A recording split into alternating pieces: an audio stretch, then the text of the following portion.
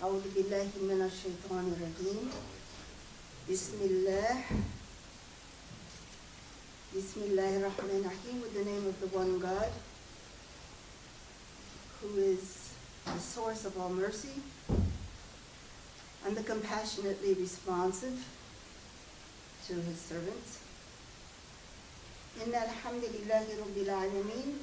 All praise is due to the one God who is the guardian, evolver, maintainer of all that exists.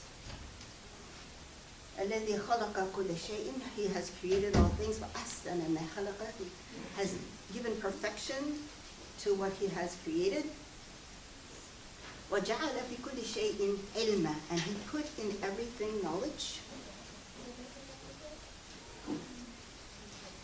And وهو الذي, he is the one who نزل الكتاب على قلب عبده ورسوله Muhammad. He sent this book, the Quran, what we know as the Quran, or the Kitab Allah, the book of Allah, على قلب عبده ورسوله, his servant and his messenger Muhammad. كهدى, as a guide, guidance for us. And this kitab has ilm wa hikmah, knowledge and wisdom.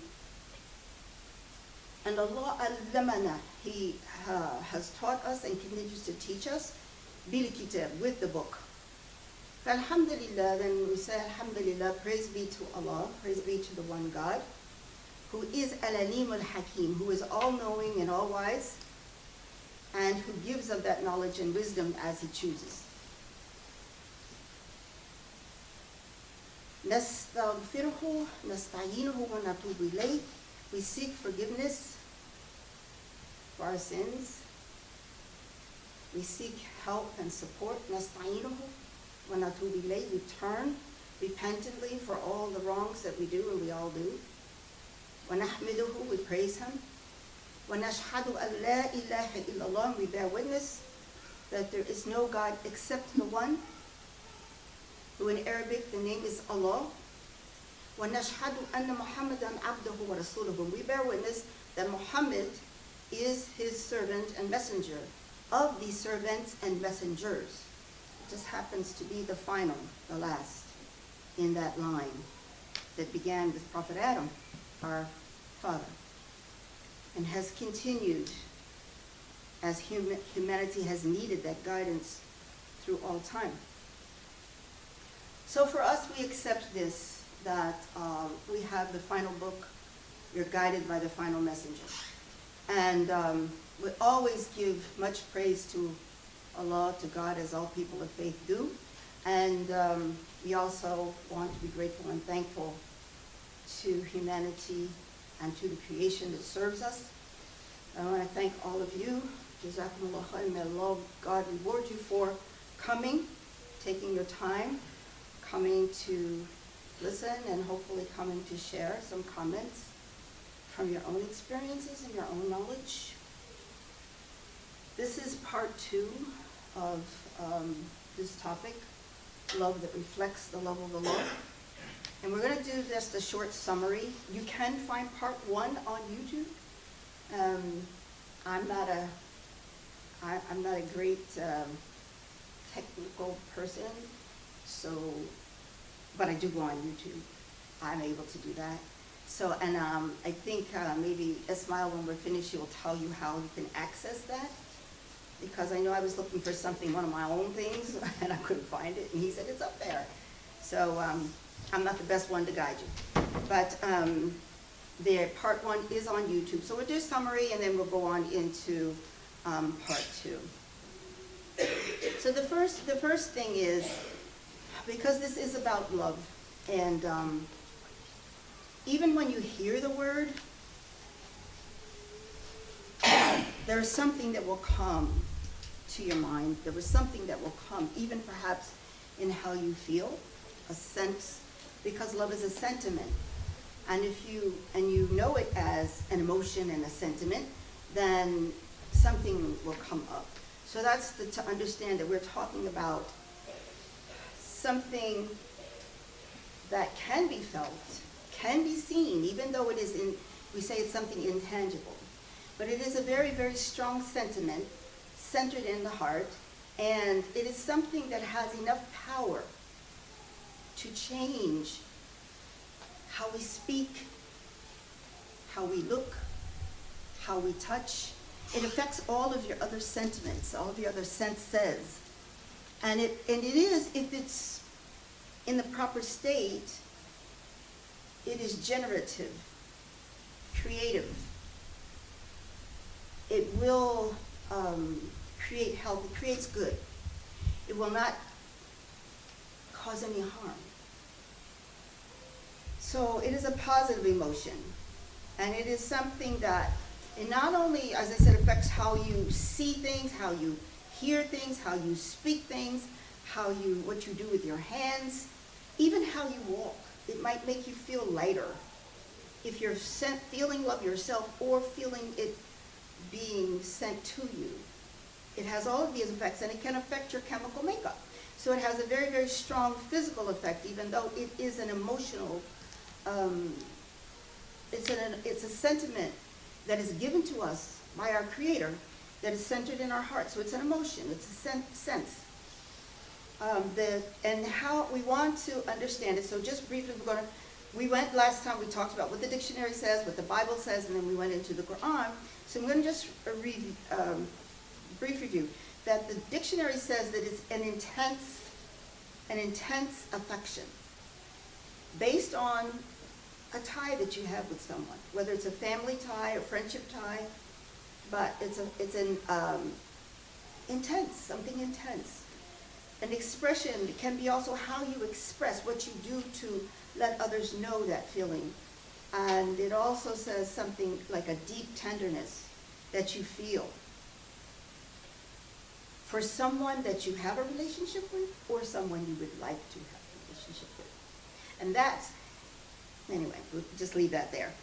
So there's two things that I want all of us, and I said this last time, that I think we all need to admit to ourselves, and that is that our concepts of love are corrupted. Our concepts of love are confused. Our concepts of love are not right. And it's not necessarily our fault, because very often we've had bad examples from families, definitely from society. You don't even have to go there. Definitely from society, from books that you've read, from experiences that you've had. You know, if the people you expect to love you treat you cruelly, then that's how you interpret love. Oh, that means me getting punished and hit and suffering. And then if you're not getting that, you don't think people love you. So we have all these dysfunctional and incorrect aspects of it. And also, something maybe I didn't say last time, but I want to say this time, that some of us have no experience of love. Have no experience of love. Because we have not been loved, and because of that, we don't really know how to love. So we have no experiences. And so for some of us, there has not been any healthy affection. There has not been any strong, positive attachment. And no genuine concern that has been shown. So we really, truly don't know what it is. And it's not the fault of that individual. And yet, all we have in ourselves are these messages and memories that have become a composite of who we are. Our experiences with our friends, our experiences with our parents, our experience with our classmates and relatives, that's all we have, you know, in this society. And then love becomes so corrupted that, you know, and sometimes, and I've seen this, I've actually experienced it, not that I've done it, but I've experienced it, that people in their misconception or not knowing what love is start to have these strong attachments for things, for furniture, for clothes, for houses, for animals, You know, people love dogs and cats more than they love people. And we see that very much in our society now. So many things, you know, oh, people get so upset if an animal is mistreated, and people are being mistreated on, you know, every single day. Killed, children are being tortured, people are being starved. You don't see much of a human outcry, but let a dog get, you know, mistreated or something happen to a cat, and then you see all this, you know. So it's like, what happened? What happened to our love for humanity? And I had an aunt like this. What I'm saying, I experienced it because she had a dog. She loved her dog more than her husband, and she definitely loved her dog more than she loved us. And, you know, that was like her child. She didn't have any children, so this, I guess this dog became like her child. But it was still a dog, you know, I mean, it's just trying to keep things in proper perspective. Actually, I even have to go to my aunt. I had a daughter that had a relationship. Like, she had her dog cremated and has the dog sitting in an urn in her living room, if you can believe that. Anyway, I said, you know, where'd you bury China? China's right there, you know, in the jar. I'm like, oh my God. You know, but this is how things get when they get, you know, things get distorted. So, we mentioned what the Bible says, and I'm going to reread that. Then this is from 1 Corinthians chapter 13, and I'm sure anybody that's here that's Christian, and even those of us that used to be in the church, you know, it's very familiar. So I'm just going to read it. Love is patient, love is kind, love envies not, is not jealous, love is not puffed up, does not behave unseemly, seeks not her own pleasure, is not easily provoked, seeks no evil, rejoices not in iniquity, but rejoices in the truth, bears all things, believes in all things, hopes in all things, and endures all things. Love never fails. When I read this and when I hear this and think about it, I see and recognize something that you can recognize in various sections of the Bible as we become students of Quran, that you can see, even with all the translations and the different, you know, variations and et cetera, you can still find remnants that let you know that the revealer of the Bible, or the Injil, and the revealer of the Quran are the same. So, and also what you will find is that there are signs of the fact that the Bible precedes and also gives some, I can't think of the word I want, but like a preview of what's to come in the Quran. It's letting you know that there's something coming, and so that when you hear it, because you knew the Injil, you knew what came to Prophet Isa, Jesus, alayhi salam, peace be on him. You knew that. Then when the Quran comes and you hear the similarities, you know that this is coming from the same person, from the same God, the same Creator. So what you heard in those verses from 1 Corinthians, love is patient, love is kind. These are attributes, right? These are virtues. Love envies not, love is not jealous, does not behave unseemly. These are virtues, and what you'll see in the Quran, as Allah teaches us about love, He's teaching us through virtues. That's how we're being taught in the Quran, and that's the same thing that you find there.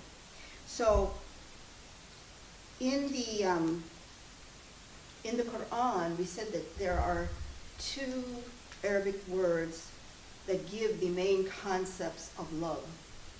And that is, and I didn't do this last time, to give you the kind of transliteration kind of, I don't like to do it, this probably like to do it. So one is that, and the other one is this one, wood. So you have these 2 Arabic words, wood and hope, that give an understanding of the main aspects of love, that Allah wants to teach us about love. We're only focusing on this. I'm leaving that. So we only talked about the positive aspects of the hub last time, and also pointed out, but I want to remind, that the root verb here, because all of the things in Arabic come from a root, is habba. Habba is a word from which another noun, habet, comes from. This is a seed or a grain of corn, or any seed. And the thing about this hub is that it can develop, it can grow, just like a seed develops and grows. And so it is important to know, to understand, because the Arabic, what it does is it gives you a root, and then it shows you variations or developments of that root, how that root changes into nouns and other verbs and all of the different things. That when you understand the habba and the habet, then you can understand better hub, the love. Because love is meant to develop and grow. Nothing that Allah creates starts out just like in full form, just like that.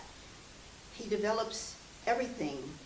The human, the trees, the bees, everything comes from just something tiny, and then develops until it comes to its full form, and then it may bear fruit and flower and give off fragrance and nourishment and all of that. And that's how the hub love is, that it will develop, and if it's healthy, it's going to give off something beautiful and something nourishing.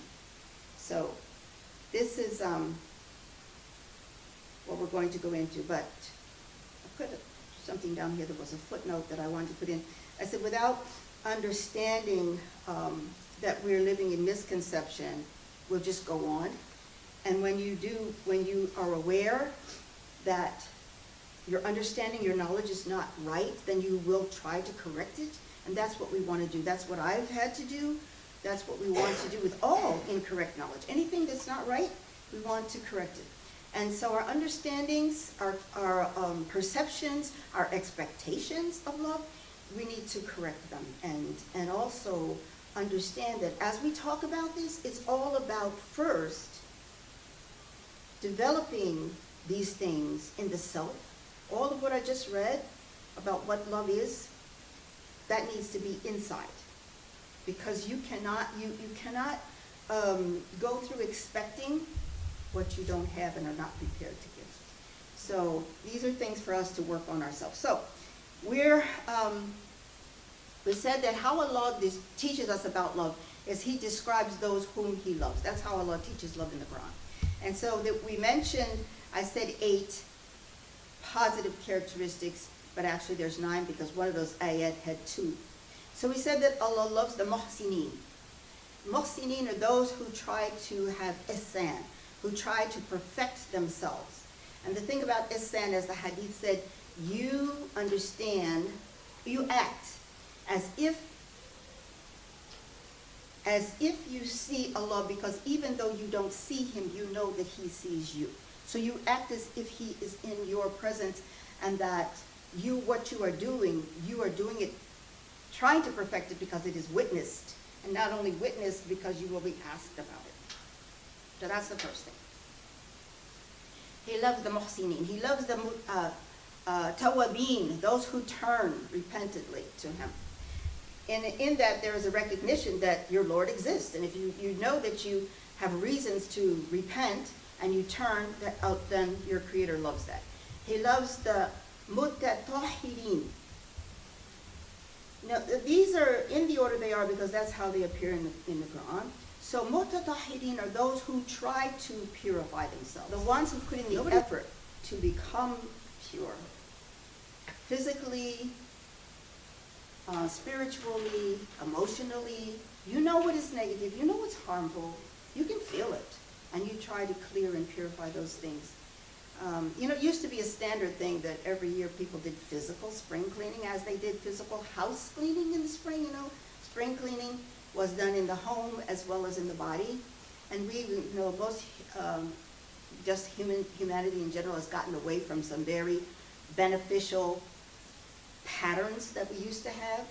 So, but Allah loves that effort to purify. He loves the muttaqeen, the people that have taqwa. Taqwa means you're guarding, you're protecting.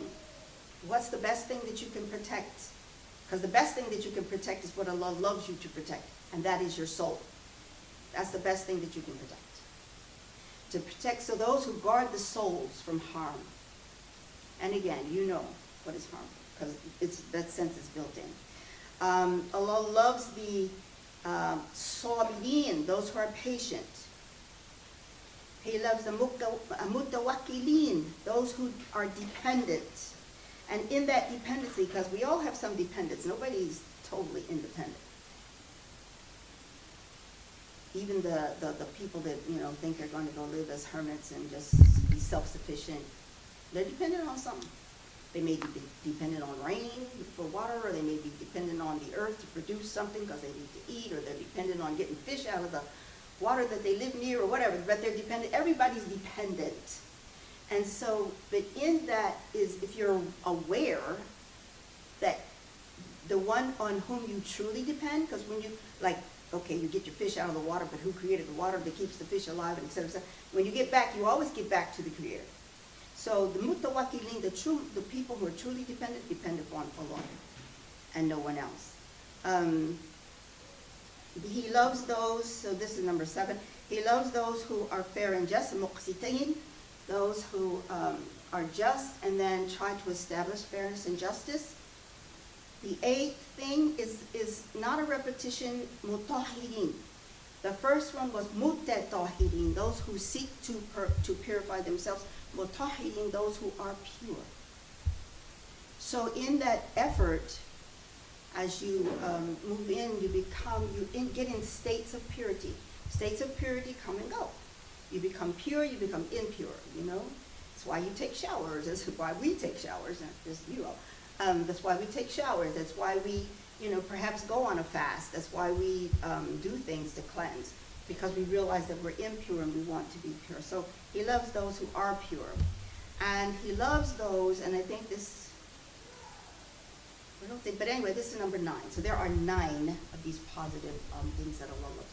Those who fight fi sabilillah, on the path of Allah, kabunyanan marsus, as if you are a cemented building.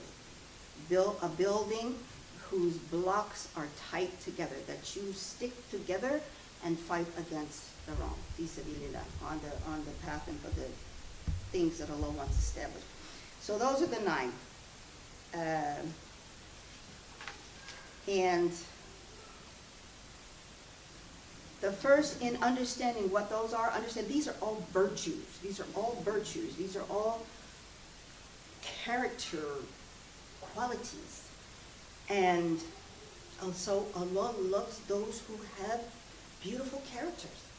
And in telling us that, he wants us to, understanding that Allah loves these things, then we all should be trying to develop them in ourselves to become people whom Allah loves. We're the ones who need to be establishing, patience and purity, and developing regular repentance, turning, to Allah, seeking for Him to turn to us. So these are things that we're supposed to be developing, but also these are things that we need to look for, because we want to love what Allah loves. We want to love those whom Allah loves, because these are character traits. So we need to establish them in ourselves and then look for them in others, and that's how we build our circles, our relationships. So, you got to start evaluating.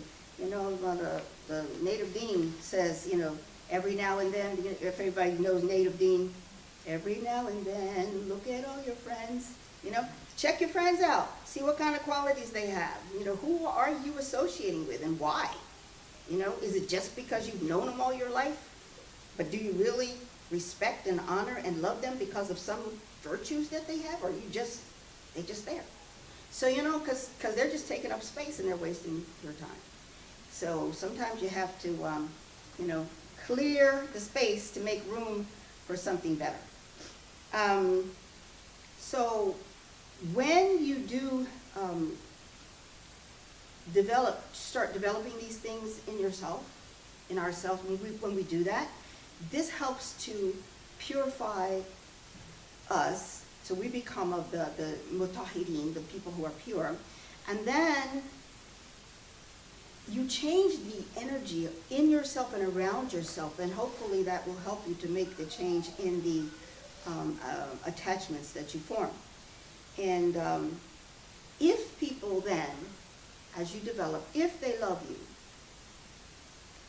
because of who you are and who you are becoming, then that's real love. But if people are loving you, and then as you start to become better, as you start to become better in your character and develop these positive virtues and traits, and they kind of don't like you anymore, then they didn't love you in the beginning. Not really. They loved something, but it wasn't what they should have been. So that's end of this sort of summary. Now, once you know what Allah loves, and because He is our creator, and He is, who originated us, and He is to whom we will return, that's inevitable. Once you come into this life, that's your inevitable destination. You go back to your creator. No choice. And because we should learn to have a respect and a love for this one who has created us and given us life, and gives us life on a daily basis, and provides for us, then we need to love as He loves, and also to not love, like, or choose to be around the things that are unpleasant to Allah. So we want to look at, and there are more things mentioned that He doesn't love than what He does. So we're going to look at that now. So that is,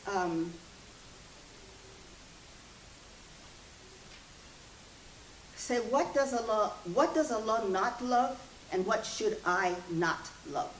And this little word is a very powerful word in Arabic.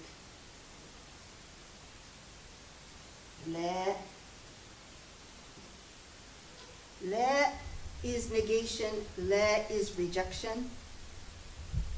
You can't get to a healthy, positive, developmental state without rejection.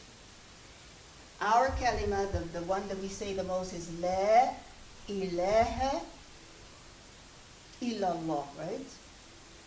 La ilaha illallah.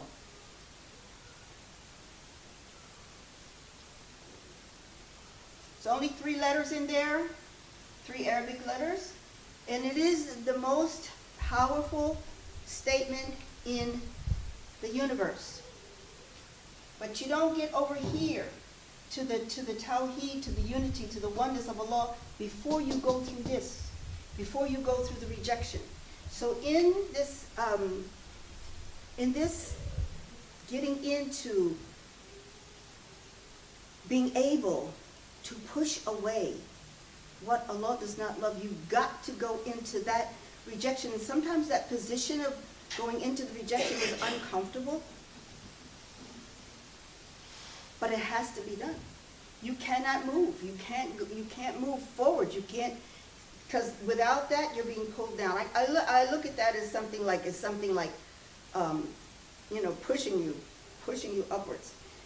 Actually, I did a whole retreat, 2 weekend retreats on the journey of let, the journey of rejection, learning how to reject, learning how to push away, learning how to turn away from things that do not benefit, so that you can get to the positive things. So Allah teaches us again about this love, telling us what He doesn't love. And we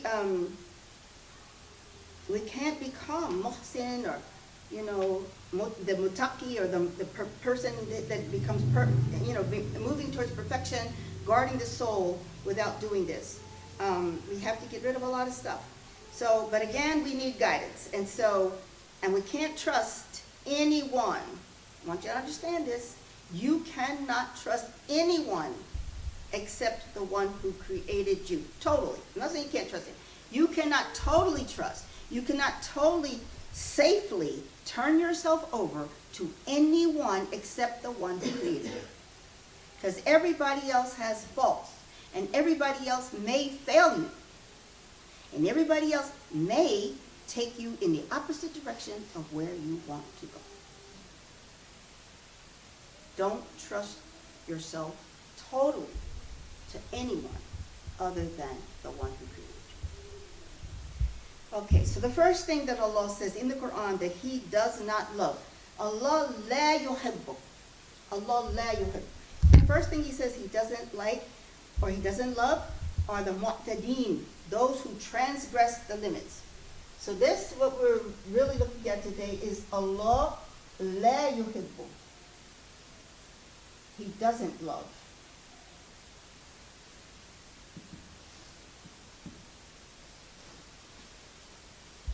And the first thing He says, He does not love those who transgress the limits.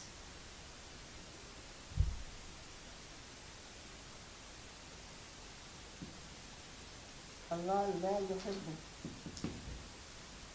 He doesn't love. Who are these mu'tadeen? You know, the thing of ada means to act wickedly. When Allah created, He created everything in a state of salam, perfection and security, peace. Everything functions peacefully. And everything has limits and means of functioning. And everything functions the way it's supposed to. Except here comes the jinn and the human beings, right? So the first act of disobedience is the shaitan. It's like, oh, wait a minute, what? Bow down to who? What? That, lump of dirt that you done shaped and formed into. And then comes, the human being. And so things get all out of whack because of the influences of the jinn and the human. So then, in this wickedness, transgression, disobedience, there is a whole lot of chaos, corruption, deformation, and Allah does not love it. Of course, He shouldn't. He wouldn't. How could He? That's not the way He created things.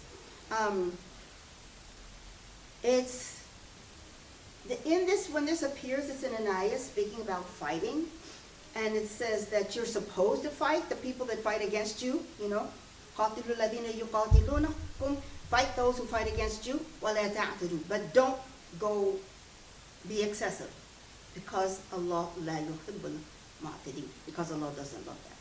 So, and we see this all the time, right? Somebody used to be to say, don't mess, in the African American community, don't mess with somebody's clothes and their money or whatever, because they'll kill you, And in the world, we see that, okay, so one Palestinian throws a rock, at a soldier, and then the soldier's going to kill that person and three or four other people. That's excessive. That's going outside of the acceptable limits. Also, an interesting thing about this mu'tadeen, those who exceed the limits, the word for enemy comes out of that, the root ada. The shaitan, he was called aduwwun, he's called our enemy. His name, that attribute of the shaitan, comes out of this same root. So that this is somebody who the shaitan acts against the servants of Allah, and then incites other people to act against the servants of Allah. So he not only exceeded the limits because he wouldn't obey, he wants everybody else to disobey. And this is what you find with a person mu'tadeen. They're exceeding the limits, but they're not just happy with they're wrong. But they're not happy being wrong. They want you to be wrong too. So you find this, they say misery loves company. Sin loves company too. Sinners like other people to be sinners. And if they can get you to do wrong, then they're kind of, it's like, see, I knew she wasn't that good, or I knew he wasn't that good. Y'all thought, that's the mu'tadin. They will just go outside. So they provoke, instigate, all of that. The second thing, Allah says He doesn't like, la yuhibb al-fasad. He doesn't like the corrupting. The mufsideen, the ones who are, who corrupt things, like when Allah created, He created everything good. So you have something good, and then you have people that just come and mess it up. Because they're not happy until they get things going wrong. You get a good program going, somebody's not happy until they come and, mess it up. That's a person that is creating fasad, creating corruption. And you'll find them in almost every organization, particularly religious organizations. You find them in your workplaces, they just got to create trouble.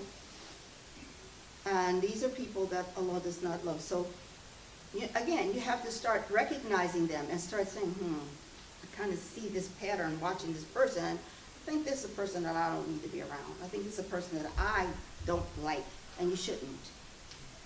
The third type of person that Allah says He doesn't love, and again, these are character traits. The third one is kafarin athim. Now, there's actually two things in here. Kafar is a person who is rejecting truth, doesn't want to see the reality. People who don't believe, who cannot, for whatever reason, say, I don't believe in God. They're rejecting a truth and a reality. And then athim is a person that just is sinning, and they're content in their sin. And the thing is, some people think, I'm just a human being. I'm going to sin. That's what human beings do.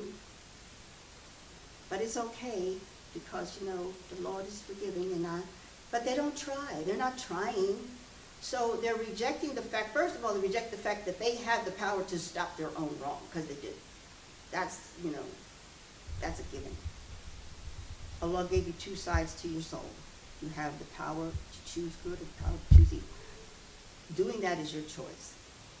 So giving into it, then when you give into something, you make that thing stronger. There's a Native American saying, I think, that in every person there's two wolves. The good wolf and the bad wolf. And he said, well, which one is stronger? Whichever one gets fed the most. So we give strength to either our good or evil. So Allah does not like this corruption, the fasad. And understand too, when this kafar is, in the verb kafara, there's an aspect of ungratefulness. That when you reject, you're really being ungrateful. You're really being not showing appreciation. You're not showing thanks to the one who is the source of the good that you have. So in that kafar, and Allah does not love kafar, He doesn't love people who reject the truth. He doesn't love those who are ungrateful for all that has been given. I don't know how many of you have experienced this, but I have been around some extremely ungrateful people. I met this one woman. She was the most ungrateful person that I had ever met in my life, and I hope I never meet one worse than her. I do healthcare, so her husband brought her to me. They were from India, I believe. Her husband brought her to me, and she had a husband, a daughter, decent home. She didn't have to work. He worked, providing. And he cared enough for her to drive her a full hour. When I was practicing up in the Baltimore area, a full hour he drove from Germantown, bringing her to Baltimore to see me, and then he would take her back. All she could do was complain. She didn't want to take care of her daughter. She didn't appreciate her husband. All she could think about was all the bad things that had happened to her from her in-laws, from her family, so realizing how harmful this lack of gratitude is. It's very destructive. It's the fact that whenever Allah says he doesn't like something, and you go into that, or you see somebody in that pattern, you know that they are not receiving love from Allah, because they're in a state that Allah doesn't love, right? So I said to her, okay, I want you to do something each day. I want you to start a gratitude journal. At the end of each day, I want you to write down things that you are grateful for. She did not write one single thing. Nothing. Nothing. Now, I did this myself for a whole year. And I thought, at the end of each day, wow, I got to do this every day. I got to find 10 things that, and I was like, I wonder if you have so many things once you start thinking, you have so many things you couldn't write them all, Just because you start thinking about little things. Like if you sit down to eat, the colors of the food on your plate, or, the bird that you hear outside, whose voice, the song of the bird, or, somebody called you and said a kind word, or anything. Somebody passed you on the street and smiled. You start thinking of a whole lot of things. She wrote nothing. And when she came back and I asked her, no, all she could do is complain. I was like, I cannot help this lady. I can't help her, because in this state of severe ingratitude, she is creating like glue for this sickness in her body that I can't do anything with. So in fact, finally her husband said, you're wasting this doctor's time, and he stopped bringing her after a point. But I mean, she had a beautiful little girl.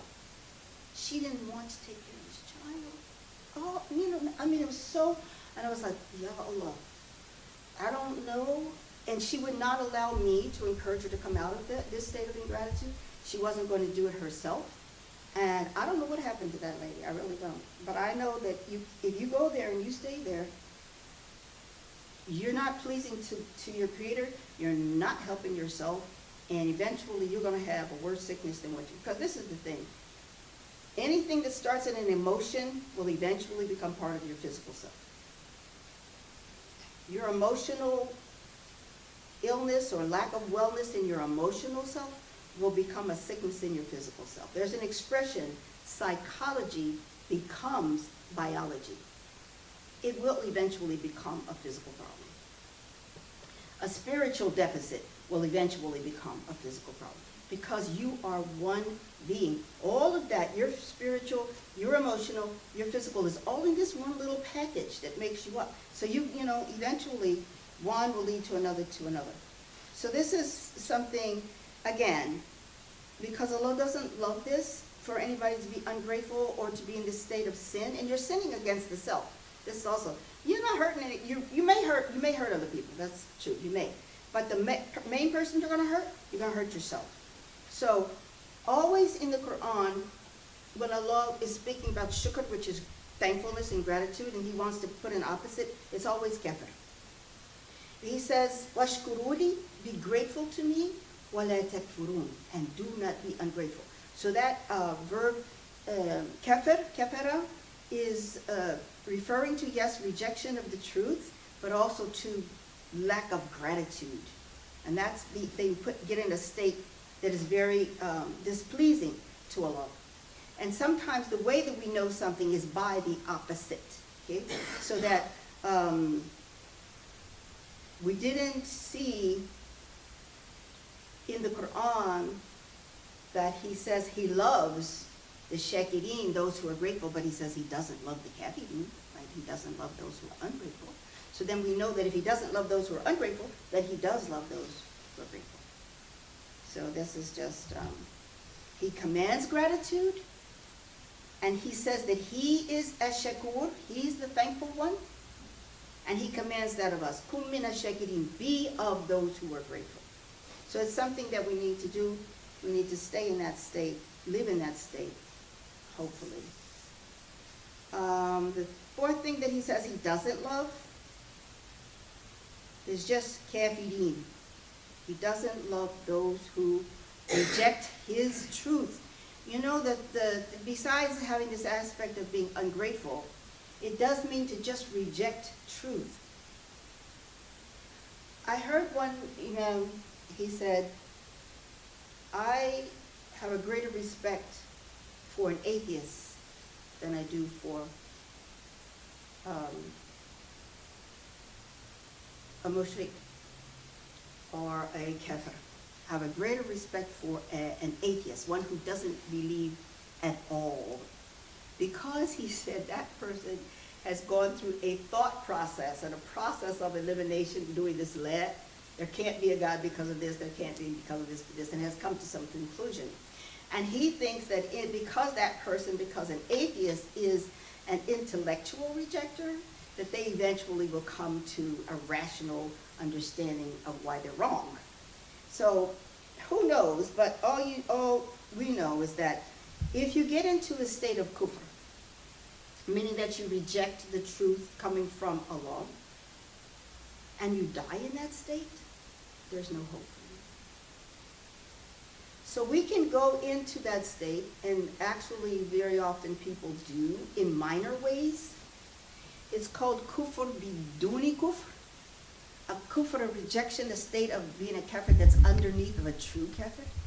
People give up their salat sometimes, or they just, they turn away from, and I've had people say to me, I used to pray and I used to really feel this, closeness with God, but I don't anymore. I really would like to get back there. So when you stop your practices, you stop whatever habits of worship you have, you're sliding into kufr. You're sliding into this state of rejection that Allah does not love, that He does not like, that He will, start to pull His bounty and His rahmah and things away from you. And we have to stop the slide ourselves. Because nobody's going to, nobody can save your soul but you. You've got to save your own soul. The fifth thing,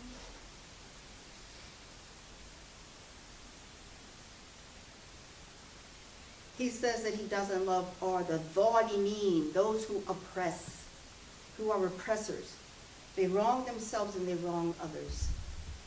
Dhalimeen, you have this going on in all different realms. You have it going on in homes, in families. You have oppressive parents. You have, like siblings that oppress each other. But you have it going on in societies, in governments.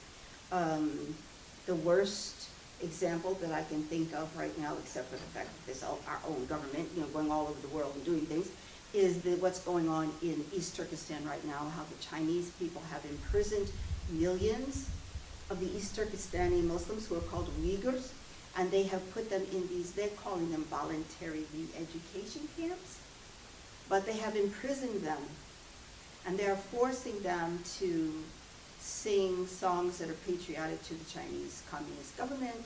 They have burned their Qur'ans. They are not allowed to pray. When Ramadan comes, they will not be allowed to fast. They will force them to eat during the day. That's the worst world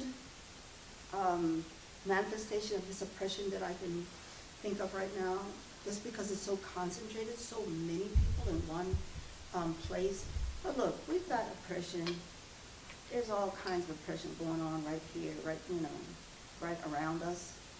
Sometimes it's just not so obvious. We've got economic oppression, we've got racial oppression, we've got all kinds of stuff going on all the time. And the thing, I think we become numbed to the point that we don't see stuff a lot. We don't become as aware of it as maybe we should be. It's just hard. It's hard to deal with. So, but anyway, we're living with it. So Allah, of course, does not love those who oppress others. And then because of that, you actually oppress yourself. So the sixth thing, it says he does not love those who are khawanan athiman. So khawanan, and this word, it shows up in different forms in several of these, what Allah does not love. It is to be treacherous and defraud others.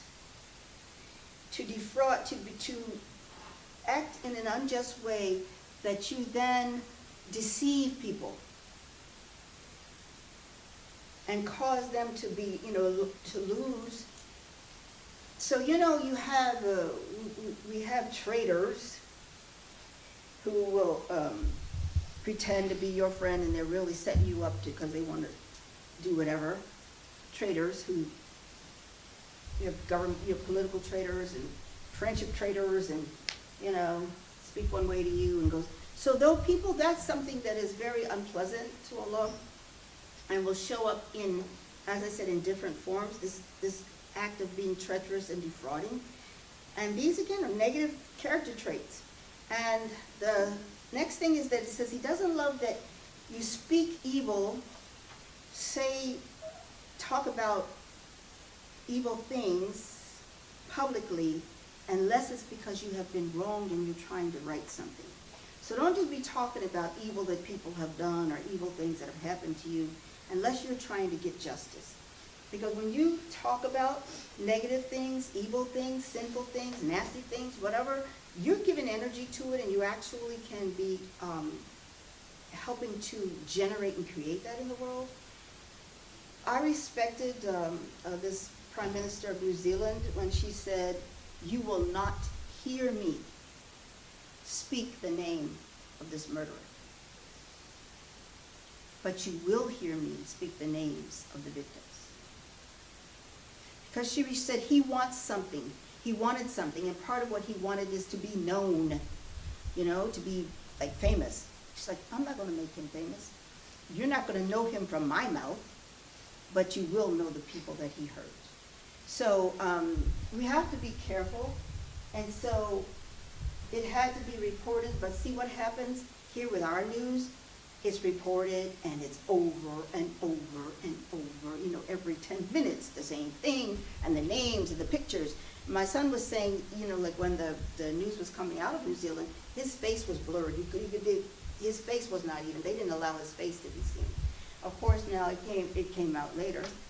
I don't know if anybody else knows, when I saw his face, there were like some type of beams coming out of his eyes. I'm like, what the heck is that, you know?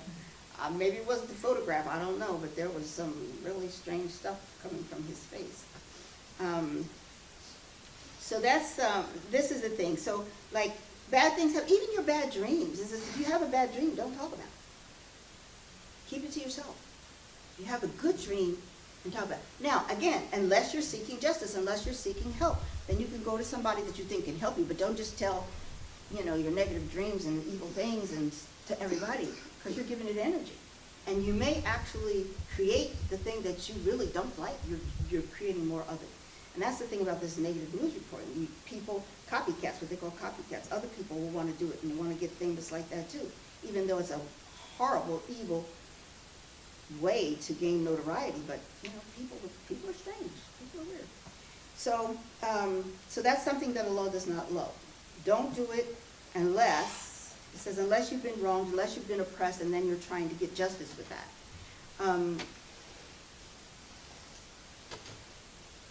What? I'm looking at, is that clock right? Is it an hour? 6:16. Okay. Yeah. The next thing it says that Allah does not love those who mufsideen, who create corruption on the earth. And again, this is sort of a repeat that went around with the second one. It's just in that one it says fasad, it was the corruption. And this one is the people who do that, and mufsideen, those who do the corruption. So really they kind of go together. But one is that he doesn't like the results of what they do, nor those who are doing it. Okay.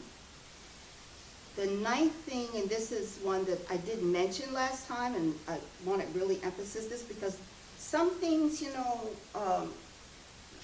we don't have the ability to control very much, and some things we do. This one, it says, Inna Allah la yuhibbul musrifin. He does not love those who are wasteful, those who waste. This is something that we can control, at least with ourselves and hopefully a little bit in our families and societies also. There are so many things that you can waste. You can waste your time, you can waste your money, you can waste your food, you can waste your, you know, your resources like your car, different things, how you use them, your books, paper and pens and things. There are many things that we can waste. And Allah says he does not love those who waste. So we have to look at our use of things. Things that we are not using, have not used, perhaps someone else can get use from them. And things that we are using, look at how we're using them. You know, I had a car that was stolen some years back. And it was a car that I really, really liked a lot.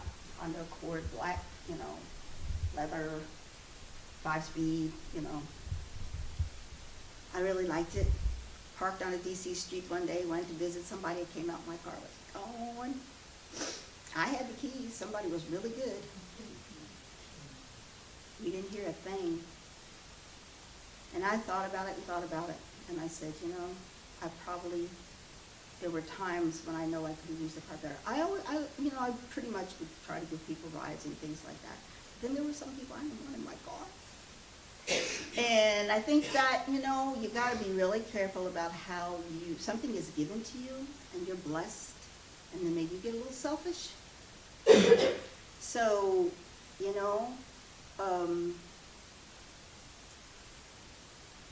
and then maybe your car is sitting when you could be doing something good, but you just choose not to because, you know. So I try to be real careful about things now because, you know, and the strange thing, as Allah would have it, I had changed my insurance to liability. I had full coverage for years. Changed my insurance to liability. When that car was stolen, I lost everything. I didn't get a dime. In fact, I ended up having to pay because they found it. There was something going on there. DC, there was some corruption between police officers and stuff going on in the neighborhoods and whatever. Anyway, they took the car to a I don't know, lot, whatever, where they, you know, tow things.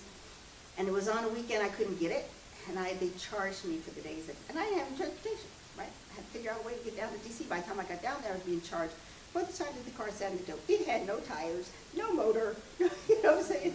I couldn't do anything, and I had to pay them for the time that this shell of a thing sat there. So, you gotta be careful about utilizing the things that are given to you because things can be taken away. And you think you don't have much, but you know, when you really start thinking about it, we all have a lot. The poorest of us in this country are richer than many people in other places in the world.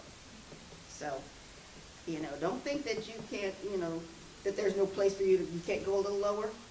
Be grateful, always be grateful. And don't misuse or waste what you do have.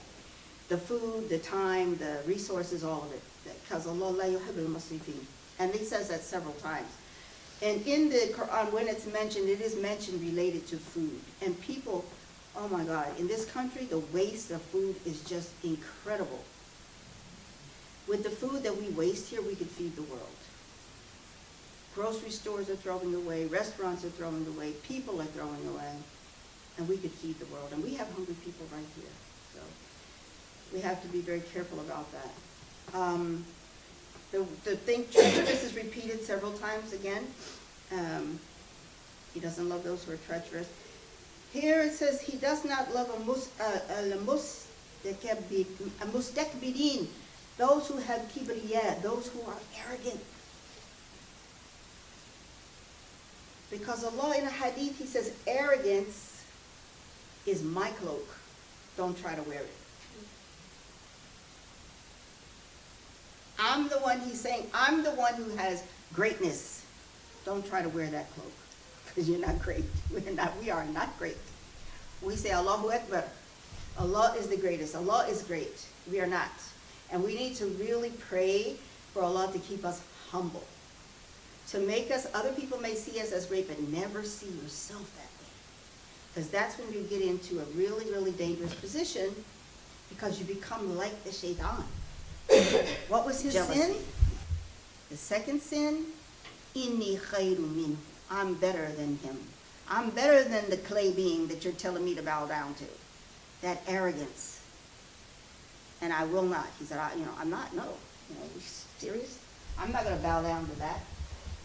And he said, I'm going to show you. He's going to prove to Allah that to the Creator, to the same one who created him, I'm going to prove to you that the one you're telling me to bow down to doesn't deserve it. But there's just still in the shaitan, there's this little sliver of sense and reality. In the Quran it says, he says, after he gets other people to do stuff wrong and be arrogant and do sin and all that, he says, see you later. I'm free of you. Inni akhafullah. I fear Allah. He still has a little bit of fear, even though he's so disobedient. That's in the Quran. Inni akhafullah. He says, I fear Allah. So don't, get into this position of thinking you can handle things on your own, you know more than other people, you're better in some way because of your religion, because of your position in your job, because of your education, because of whatever. No. We are all just humble beings, and we better keep that in mind. First of all, because when we get, it's not real, it's not true, and then we get into the situation where we are not loved by our Creator because we are taking on an attribute that only belongs to him. Another one says, Khawanum Kafur, that's ungrateful traitor, treacherous person. Been said 3 different times in 3 different ayat. He doesn't love Al-Farihin, those who will become so elated with your own possession, position, achievements, accomplishments. And in the Quran, this is related to Qarun. Qarun was one of the people in the community of Moses, peace be on him, and he had a lot of riches. And it said even the keys to his wealth were too much for like strong men to carry. He had so much gold, so much wealth, and people were like, oh, we wish we could be like Qarun, we wish we had his status and his wealth and then one day the earth opened up and swallowed him. Right? And next morning people said, maybe we don't really want to be like him. Maybe we should be happy with what we have. So this thing is like, don't, start being elated and looking, that person, look, they can only have a what's that little accent or whatever, Hyundai accent, and I got a Mercedes, or, oh, they live over there, look, we are able to move into this, really, good neighborhood or whatever. I heard a man, and I'm really surprised that he said, well, people that have, if they're under a certain income, let's face it, they're just riffraff. I'm like, really? I'm in that income level, so I'm riffraff, It's like, people get up to a certain level and start looking down on others. And Allah doesn't like that, It's a test. If you have more, it's a test. And we, sometimes be careful what you ask for because you may not be able to handle it. So don't get into that state of being elated about your possessions and, what you have accomplished or achieved and what you have accumulated. Because guess what? It's all dirt. As I told this one gypsy man, how they go into this begging thing and getting money from people. And I knew what he was doing because my life, I got into a situation once in Indiana where I was sent to help a woman who had gotten arrested. She said she was a Muslim. They sent me down to jail to counsel with her. She was part of this ring. Go across the country to get money. Go to the church, you're a Christian. Go to the masjid, you're a Muslim. You just put a scarf on your head and a long skirt, Get out there, you're so poor, you're begging, your family's in need, whatever. And they got a ring going on. They had Swiss bank accounts, living in expensive neighborhoods in Connecticut, children going to private school, It all came out eventually. She was practicing medicine without a license. She stole somebody's, records from some university in Canada, et cetera. And I'm down here supposed to be helping this, It all came out. Like I said, it all came out. But Allah will bring you down as you, put yourself up and take resources from other people and lie and cheat and steal and think you're getting away with it, and you're not. There's nothing you get away with, and you become so happy with your things. And you know, she went to state prison. She ended up in the state prison. And I did not visit her in the state prison. She got mad at me because I knew the reality, you know. And after that, then you see, once you have these experiences, people can't fool you so much anymore. People can't pretend. So this one man, he told me, oh, and I told him, I said, you know, you don't need this money. I know you got money. No, I need this money. I have to fix the windows in my house and blah, blah. I'm like, you're lying, you know. And I said, let me see the baby. You're like, baby carriage. You got a baby carriage, you know. Or either got a baby carriage or they're carrying the baby. And you notice this, babies always sleep. So I said, let me see the baby. He turned the baby carriage around really fast. I said, how come babies always sleep? You give them drugs, don't you? How do you know? I'm like, yeah, they giving these kids stuff to make them sleep. And then, so when he realized that I knew his reality, he said, yes, I have a fancy car. I have this and I have that. And I said, you know what? It's just dirt. It's dirt. Because that's where it's going to end up.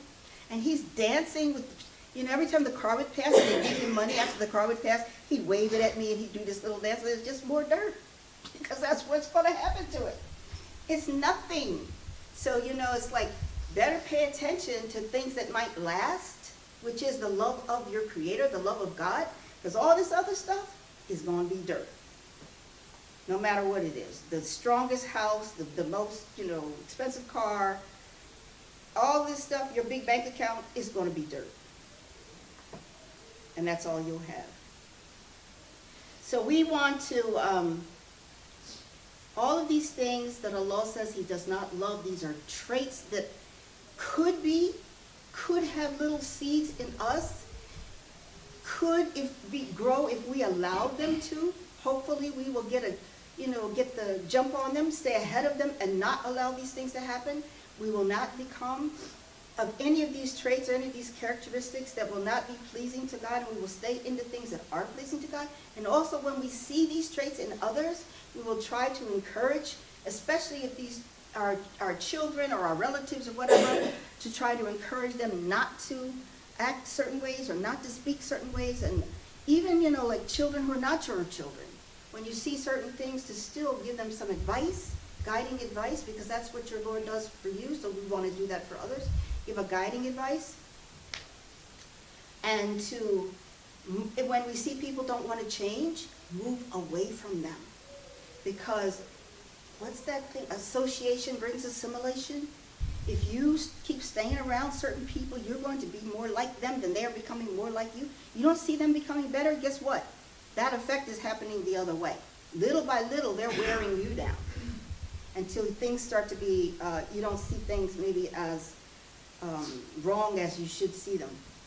All these things, when the Lord doesn't love something, it's not blessed.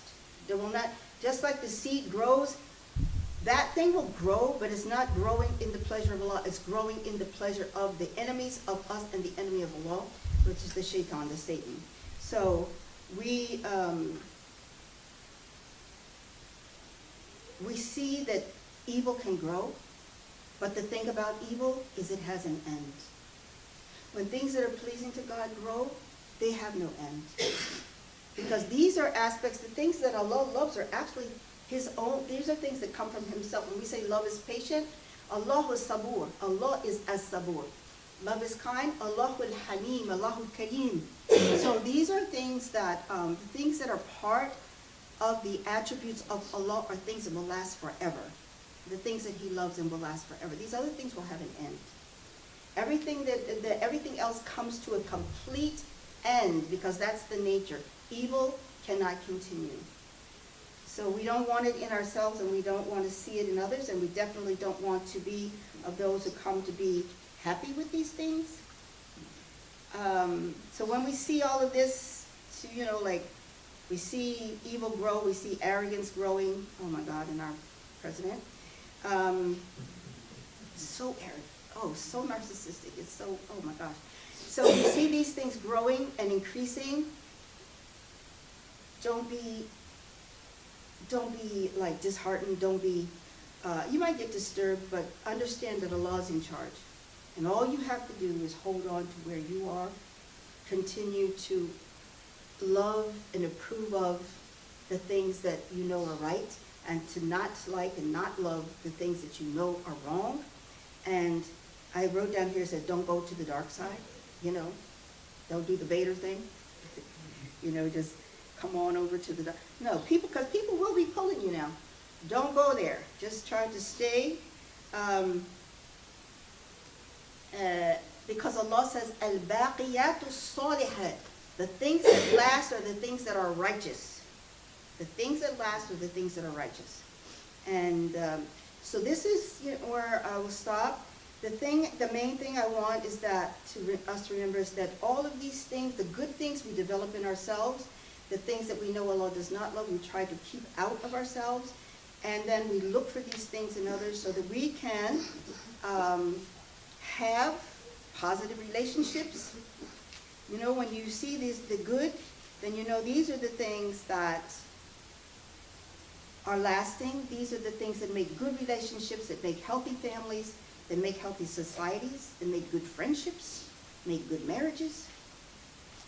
You look for these because love is going to be there. And you just want it to be pure and correct and right. And first thing that we have to correct is ourselves, right?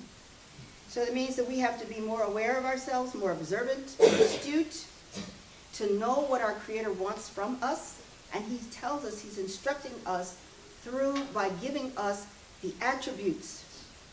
That's how Allah teaches us in the Quran, giving us these attributes. And that understand, I don't know so much in this community, but I've had it said to me in the DC area, I've had it said to me in North Carolina and different, I love you for the sake of Allah. Sometimes it makes me uncomfortable. So I'm like, just what do you mean when I love you for the sake of Allah? Is it something that you're just saying because, a lot of things just become rhetoric, like phrases that we just repeat and we're not even thinking about them? Or is it that you think that if I just say this because this person is a Muslim, if I say it, that Allah will give me some reward, like, you get a reward for saying Assalamu alaikum, that you're asking Allah's peace to be with somebody? Or is it that you have seen something in me and you love me for that virtue that you see, and because you know that Allah loves these qualities and I love you for that reason. So I love you because I know that you have a quality that Allah loves. And so I think that we want to not be shallow, to when we say things, to mean them, to think about what we're saying, how we're saying it, to check ourselves and improve ourselves. We don't have to just repeat meaningless phrases just because it's part of the religion. Even if somebody sneezes, you say, Yarhamakallah, may Allah have mercy on you. But mean it. And you say Assalamu alaikum, know what you're saying. There's some people I can't say it to, and I won't. Even some people have said Assalamu alaikum to me, and I look at them like, you're out of your freaking mind. Because you know what you've done to me, I know what you've done to me. You expect me now to pray for you, and you've never even apologized to me? Get out of my face. I mean, really, that's how I am. So, because I'm not going to say something just as a phrase, just as sound, without meaning it. So, know what these things mean, but to truly love for the sake of Allah, to love people, to love yourself first of all, because you are working to reform yourself into what Allah wants of you, what your Lord and Creator wants of you, and then love others for that reason. We do the good that we do, hopefully, because we want to come closer to Allah. We try to develop good qualities and then manifest these qualities in the world because we love the one who has created us and given us that ability. There's an ayah in Surah Insan, which is Surah 76, and it says, أعوذ بالله من الشيطان الرجيم ويطعمون طعاما على حبه المسكين واليتيم وأسيرا إنما يطعمهم لوجه الله لا نريد منكم جزاء ولا شكورا. It says there are people who give food to others because of their love for Allah. So they go out in the world and they do good because they love Allah, because they love God. And they do this for the miskin, for those who are needy, for the orphans, and for those who are in prison. And it says, إِنَّمَا نُطْعِمُكُمْ لِوَجْهِ اللَّهِ. We only are doing this good for you, seeking the presence, the face, literally the face of Allah, of my Creator. I'm seeking the presence, I'm seeking the reality, I'm seeking the face of God. I don't want from you, لَا نُرِيدُ مِنْكُمْ, we don't want from you jazaa, any reward, and even gratitude. We're not looking for anything from the people of this world. We don't want stuff. We want something. We want the Hablullah. We want Allah to love us. And we're seeking that face, that loving reality of Allah. That's why we do things. So consider whom you love, what you love. Question your motives. Why do I love him or her? Why do I love this? Make changes based on what you know Allah loves. Love for the sake of Allah. Love what Allah loves. Don't love what Allah does not love. Be grateful for the fact that we know, that you have knowledge, that you're able to think. Seek to know things in a fuller way, a better way, to increase your understanding of things, and really it will happen, because that's just natural. You're evolving. Say, I'm a work in progress. We're all works in progress, and we're all clay beings, and we're being shaped and formed, and we want to be sure that we're submitting ourselves to be shaped and formed to the one who created us in the first place. And Allah said to the Prophet in the Quran to say to us, this is from Surah Al Imran, In tuhibbun Allah fatabi'uni. If you love Allah, then follow me. Yahbibukum Allah. Allah will have hub. Allah will have love for you. Yaghfir dhanubakum. He will forgive your sins and admit you to the gardens. So the Prophet was the best in character. He had the best character. We're seeking to perfect our character. Allah has given us these traits, the best of the character traits that He says He loves. He's given them to us. It's our job then to take it and do something with it. And inshallah we will. The good and avoid the bad and come closer, as Allah fasjud waqtarib. Make your sujood and come closer, come closer. In that closeness, we come into the love, what we all want, what we all love to feel, and the ultimate of that, of course, is being admitted into the gardens. That's when we find the true love that Allah has had for us and has for us, is when we're able to enter the garden. Tibtum, you did well. When Allah was saying you did well, and we are able to go into that. Alhamdulillah, has said all of these different words. I made mistakes, I'm sure. And, because I'm a human being, so you have to forgive me, but understand that your Lord is perfect, and His word is perfect, and there are no mistakes when you get closer to Allah, because you're moving into perfection. All right. Hopefully you all have some comments, some questions, something to the virtues, the traits. But the wood is something, it's a deeper, it's a more inexplicable. It's, Allah says He will establish this for you. And it's something He puts between, this is the word too. He doesn't mention this between husband and wife, He mentions this between husband and wife. So part 3. Is that the one that's translated loving kindness? And sometimes it's translated Mawadat, he put two things between, he says he put two things between the husband and wife. Mawadat, this love, wa rahma. And so it is, yeah. I'll try to develop it a little bit. It's a harder one to talk about. It's a harder one to try to explain. But then again, Allah says that He will establish this rule. And He establishes it in the hearts between the husband and the wife. So we got another question, man. So you're saying we cannot give salam to some people sometimes? I didn't say you can't. If you can do it, then help yourself. I'm saying there are people to whom I cannot say it.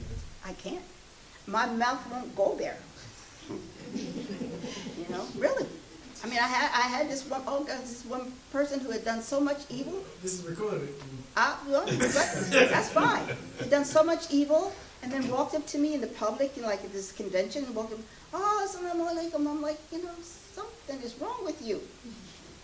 And I'm not gonna make something be wrong with me too. So I just kind of looked at him, and then I couldn't. My mouth just wouldn't, So I just said wa alaikum, which is what you say to a kafir. And then he was like, wa alaikum. How can you say that to me? I'm like, and you better be glad. That's all I said, and let me move away from you as I'm trying to do. So yeah, but see, because I asked because I'm like, am something wrong with me because I can't do it sometimes? I asked the sheikh. He was from Morocco, Berber sheikh. I used to recite Quran with him, and I said, brother, there's some people that have done you wrong. They've done bad things to you, and then they want to walk up to you and say Salamu Alaikum. I said, do you have an obligation to them? He said, sister, Salamu Alaikum is a dua. It's a prayer. You're asking for God's peace and perfection to be on someone. If a person has wronged you and has not indicated that they regret what they have done, you don't have an obligation to pray for them that way, to ask for God's peace to be on them. What you want to say is, I hope God gives you what you deserve, And so that's why, you say, wa alaikum. There are people to whom you don't have, yes, like a kafir addresses you because they're just trying to, but you know what? I can say wa alaikum salam to the drunk out in the street. He calls you and he's walking on the other side of the street. Salaam alaikum. And I can say wa alaikum salam, but somebody that has wronged me, my mouth will not form those words can't do it. Anything else? Before I get myself in trouble. But it's just real. It's real. Huh? So you never delete that part. You have to delete it. I mean, if you want me to. Can you just repeat the list again? I was trying to take notes, but can you just go through The list of the. yes, the things that Allah has not done? Yeah. So the first one was mu'tadeen, those who exceed the limits, yeah. And let me get back to that page. The second was he doesn't like fasad, that's the corruption, okay? Like corruption and evil, because later on are the mufsideen, the people who do that. So fasad, then kafar and athim, those who are ungrateful and sinning, in a state of ingratitude. And kafirin, the rejectors. Zalimin, those who oppress. Khawanan, athiman, those who are lying and sinful, like in their life, they're deceitful, treacherous and sinning. That evil should be made public, that you don't say evil things or nasty things or talk about, bad things in public unless you've been wronged and you're trying to get justice. Mufsideen, those who do the corruption, which number 2 was the fasad, and then this one is those who do the corruption. So these are kind of in the order that they appear in the Quran. Those who, al-musrifin, those who are wasteful. Kha'inin, treacherous ones. Again, that had appeared as khawanan. This is a different form of it. Kha'inin. Mustakbirin, those who are arrogant, who have this kibriya, which Allah says kibriya is His cloak. Don't wear it. Mustakbirin, I'm sorry, it's Mustakbirin, those are the arrogant. Chawanin Kafur, again, this treacherous one who is ungrateful. It's sort of like, it's in a different order, but it's sort of like the same thing. And Farihin, those who are proud of the things that they have accumulated. They're happy with this, elated in their own accumulation. Okay? And, yeah, I have ayat for all of them, so I don't know if you want to see this page, you can, take that, or else I can send you the file. And for anybody that actually wants the file, because it is a typed file, I can send it to you if you email me at the Pro Within. If you, just send me an email, then I'll send you the actual typed file, which will have the positive and negative in it. Is that Yahoo?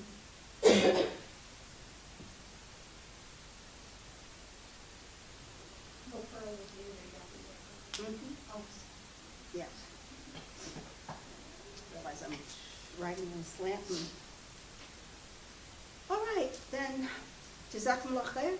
May Allah reward you. I think there's some juice and refreshments and things next. But Ismail, do you want to tell them how they can access the YouTube video? All right, okay. So it's going to take about a day or two before I can upload it. My channel is Only God is God. So on that channel, it's talks that I've had, that she's had in the past, a couple other people that had it, man, Fareed is on there. So it's, if you look up Only God is God, that's the channel that it's on. It'll be up there in about 2 days. And the live feed is on Facebook. This is the first time I've done it, so I don't know how you're going to see it. We'll see. All right, may Allah reward all of you. Thank you so much. Any other comments?